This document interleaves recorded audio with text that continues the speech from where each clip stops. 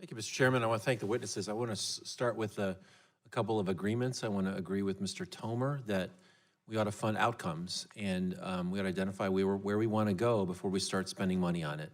There is a new move to resurrect earmarks, so-called congressionally directed spending, and that is all about funding projects in your district.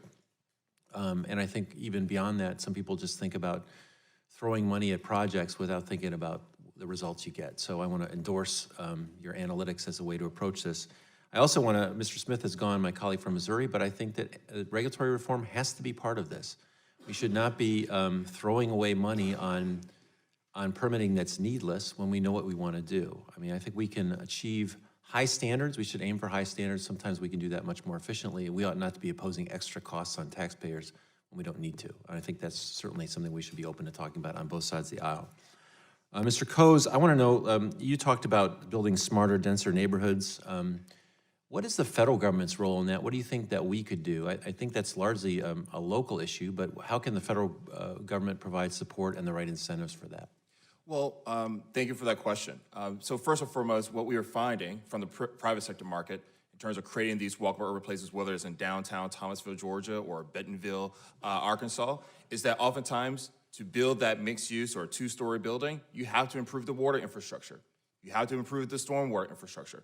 But if you do a real estate deal, oftentimes you can't generate revenue off that infrastructure in the first couple of years. So what can the federal government do? Well, actually, in the FAST Act, the federal government actually said it will provide low interest loans to local communities and real estate communities who are trying to rehab rural main streets or transit-oriented development. Now, unfortunately, the bureaucracy has not allowed residents or local communities and real estate development communities to actually access those dollars. But by providing low interest loans that have a longer timeline than your traditional capital markets, you can actually finance those rural Main Street infrastructure improvements as well as COD.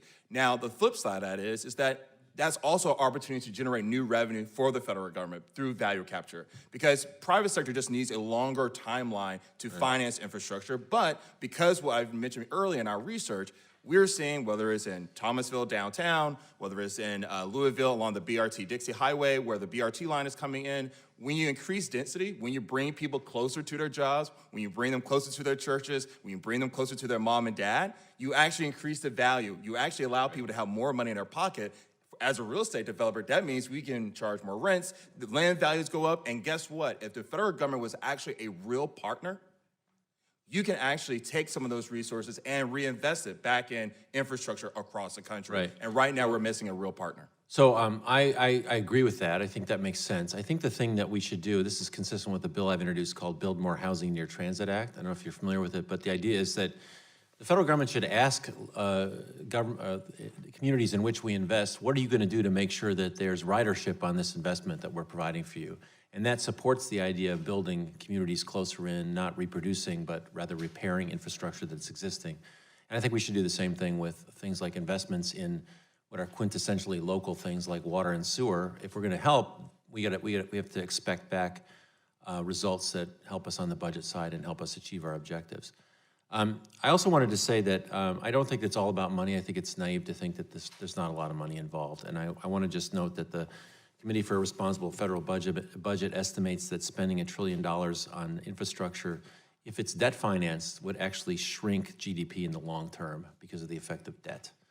We have gone too long in this room and in this building without talking about how to pay for stuff. We had a tax cut that was tremendously irresponsible.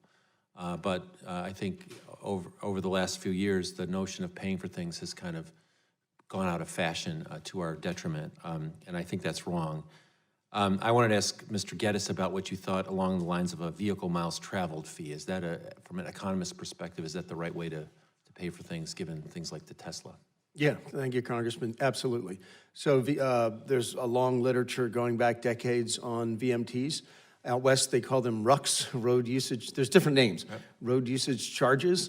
There's also mileage-based user fees, MBUF. And the state of Oregon, as we know, has been an absolute leader in implementing and moving, notably, instead of the state gas tax, not in addition to, instead of the state gas tax, they are charging a per mile fee. You know, it's a road usage charge. To the economist, absolutely in favor of it. I'm out of town, I'm out of time. I also wanted to just mention that a carbon tax with some refunds to deal with underserved areas, I think is also something we should be considering here, and I yield back.